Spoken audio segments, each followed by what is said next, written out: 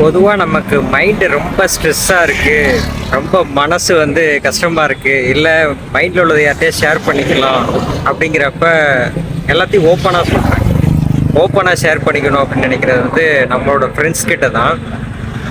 So மைண்டை கொஞ்சம் relax பண்ணுறதுக்காகவும் ஒரு எக்ஸ்ப்ளோர் அப்படின்னு சொல்லி நம்ம சேனலில் ஒரே ஒரு கண்டென்ட் ஒரு நேம் வச்சுருக்கோமே, அதுக்காகையாவது இது யூஸ் ஆகும் அப்படிங்கிற ஒரு இதுக்காகையும் நேற்று வந்து என்ன பண்ணிட்டோன்னா, எக்ஸ்ப்ளோர் அப்படிங்கிறதுக்காக ஒரு சின்ன ஒரு இடம் தான், ரொம்பலாம் ஸ்பெஷலான இடம் கிடையாது.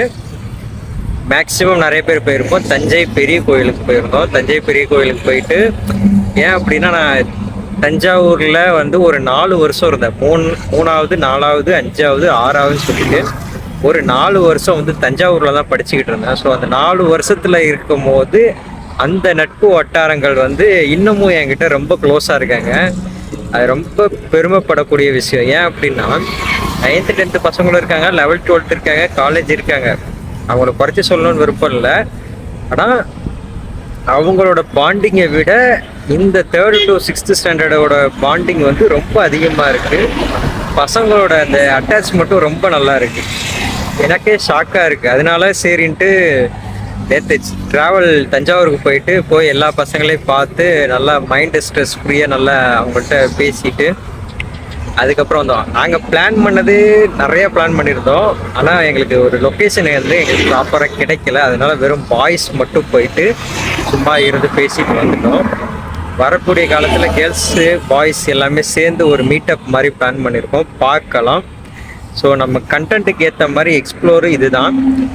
இன்னும் கூடிய சீக்கிரம் இன்னொரு எக்ஸ்ப்ளோருக்கு ஒரு பிளான் பண்ணியிருக்கேன் கேரளா சைடு. ஸோ அதுவும் நம்ம வீடியோவில் வரும். இன்றைக்கி நான் மேக்ஸிமம் போட்டதுக்கான ரீசன் என்ன அப்படின்னு பார்த்தோம்னா, கரெக்டாக சைடில் மென்ஷன் பண்ணியிருப்பேன் 4 லட்சம் டெப்ட்டு. இந்த 4 லட்சம் கடனை வந்து டெய்லி எவ்வளோ நம்ம ஏர்ன் பண்ணி மைனஸ் பண்ணுறோன்னு கொண்டுக்கிட்டே வந்து இந்த 4 லட்சத்தை 0 ஆகுறோம். அதை நம்ம டார்கெட்டு. இதுக்குன்னு டைம் டியூரேஷன்லாம் கிடையாது, இதுக்குள்ளே நம்ம ஓட்டி சாதிக்கணும் அப்படிலாம் எதுவும் கிடையாது. போகிற போக்கில் என்னோடய சேல்ரி ப்ளஸ் நான் இங்கே ஓட்டுற ரைடு இதை வச்சு நான் சர்க்குலேஷன் பண்ணி முடிஞ்ச அளவுக்கு இந்த 4 லட்சம் டெப்ட்டை முடிக்கிறோம். இதுதான் நம்மளோட அல்டிமேட் கோலு. இதுக்கு இடையில ஷேர் மார்க்கெட் பண்ணுறோமோ இல்லையோ, இல்லை பார்ட் டைமாக ரைடு ஓட்டுறது, சேல்ரி இன்கம், இதை தாண்டி வேறு ஏதாவது ஒரு வழியில் நமக்கு இன்கம் வருதுனாலும் இன்கம் சோர்ஸ் வந்து ஒரு இதில் இல்லாமல் பல இதில் இன்கம் சோர்ஸை வச்சு இந்த 4 லட்சம் டெப்ட்டை முடிக்கிறோம். சேனலை